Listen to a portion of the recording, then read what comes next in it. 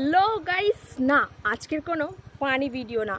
আজকের এই মাছটা কোথা থেকে এনেছি সেটা তোমাদের সাথে শেয়ার করব। বাট এই মাছটা কোনো দেশ বিদেশ থেকে আনা না, এটা হলো আমার শ্বশুর এনেছে এই মাছ আর এই চিংড়িগুলো।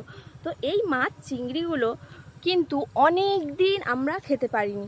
হ্যাঁ, প্রায় 1 বছর কিন্তু এরকম মাছ চিংড়ি বাড়িতে আসা প্রায় বন্ধ হয়ে গেছে, কেননা শ্বশুর ছিল বাইরে। তো বাড়িতে উনি থাকলে আমরা কি খাবো না খাবো, কি রান্না হবে না হবে, সেসব চিন্তা আমাদের করতে হয় না। বাট যেহেতু 1 বছর উনি কাজের সূত্রে বাইরে ছিলেন, তো সেহেতু একদিন মাছ কিনে 4-5 দিনই এরকম চালাতে হতো, যেন না কি বলবো, বাজারে যাওয়ার কেউ ছিল না, সেই জন্য সেটা একটা রিজন। আর বিভিন্ন সমস্যা তো থেকেই থাকে।